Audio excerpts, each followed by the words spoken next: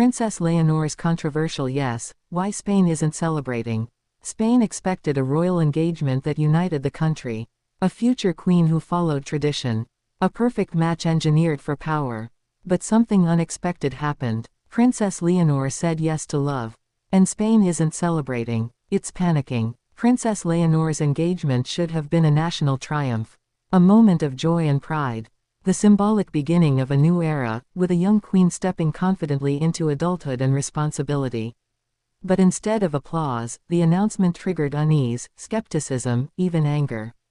Spain didn't react with celebration, but with suspicion. Ordinary citizens, political analysts and old-guard monarchists asked the same question.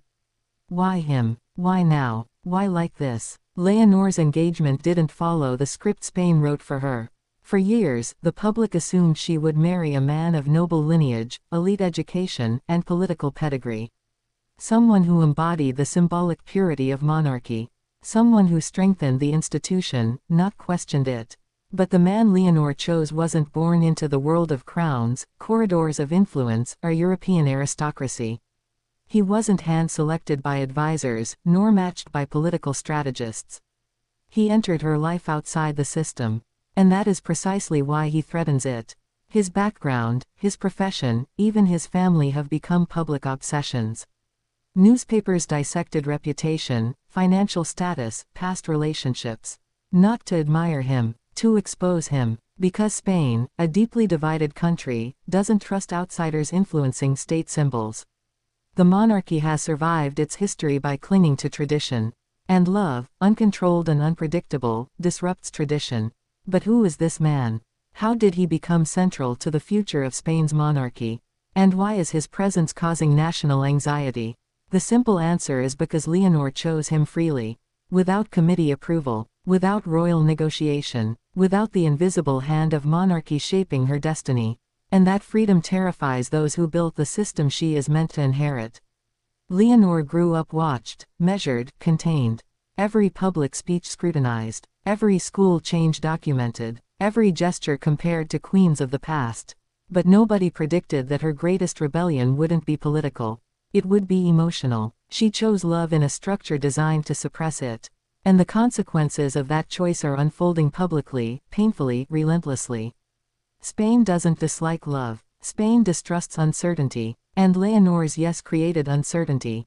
Will this partner be loyal to monarchy or critical of it? Will he protect tradition or push for modernity? Will he adapt or resist? And underneath those questions lies the deepest fear of all. Could love destabilize the crown more than scandal ever did? Behind palace doors, the reaction was not uniform.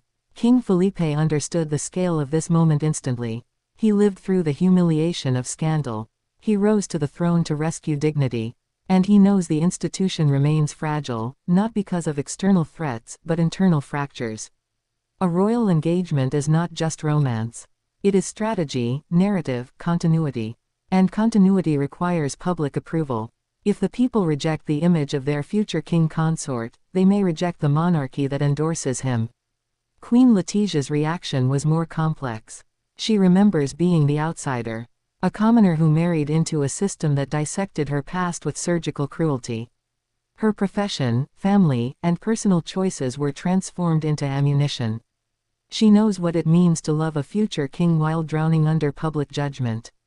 So she looks at her daughter's relationship with empathy, fear, and a fierce maternal instinct to protect what she never had. Privacy, grace, acceptance. But emotion does not change reality. The palace cannot control public narrative the way it once did. Social media turned monarchy from myth to spectacle. Engagement rumors spread before official confirmation. Photos leaked. Insider sources appeared overnight. Passions intensified. And the more information the public received, the more polarized it became. Some celebrated Leonor's humanity. Others called it recklessness. Young Spaniards see her yes as revolution. Proof that royalty can be authentic, relatable, imperfect. They do not want an aloof queen molded by political necessity. They want a human leader who understands emotion in a world defined by complexity. But older generations interpret her choice as risk. A deviation from the formula that preserved monarchy through centuries of war, dictatorship, and social upheaval. Spain is not just divided politically. It is divided generationally. And Leonor's engagement exposed the fault lines. People are not arguing about love. They are arguing about identity. What kind of monarchy does Spain want? An institution sealed in tradition, or one capable of evolution? And this debate is not theoretical. The monarchy is not universally accepted. Republican sentiment grows whenever the royal family shows vulnerability. Controversy is ammunition, and Leonor's engagement, though romantic, is being weaponized. Political movements are already using it to question the monarchy's relevance. Commentators ask whether taxpayers should support an institution that makes emotional decisions with national implications. Leonor herself feels the pressure. She knows she cannot exist as simply a woman in love. She must exist as queen in waiting. Every private decision becomes public property. Every moment of joy becomes political narrative. She didn't say yes to a proposal. She said yes to a responsibility that now includes someone who may not understand its weight. Yet she refuses to apologize. Her yes was not careless. It was considered, deliberate, resolute.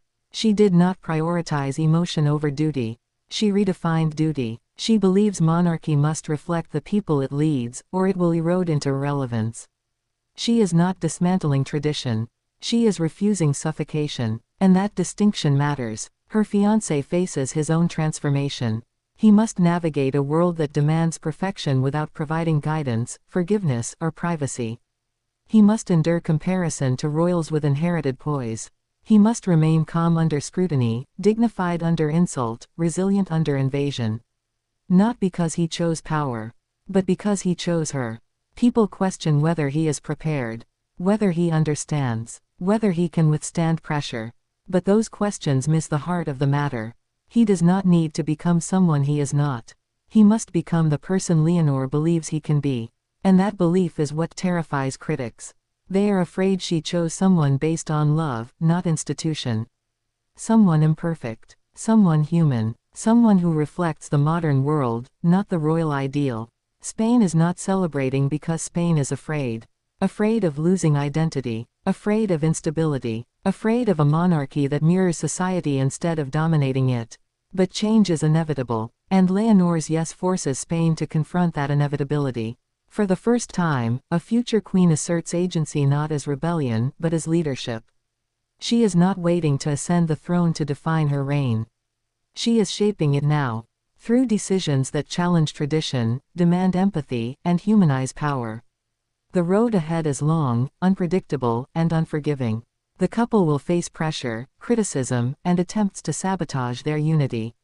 Their relationship will be tested by forces neither of them can control. And Spain will watch, not with support, but skepticism.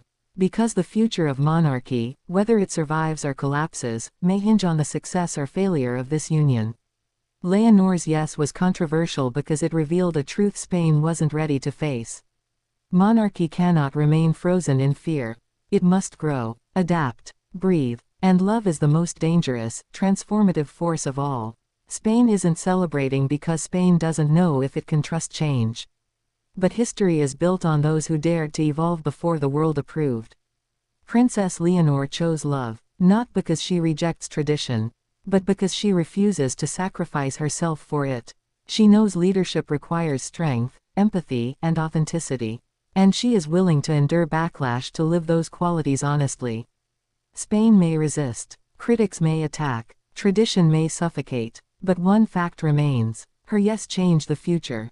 And whether Spain celebrates or condemns, the monarchy will never return to what it was before she spoke that word.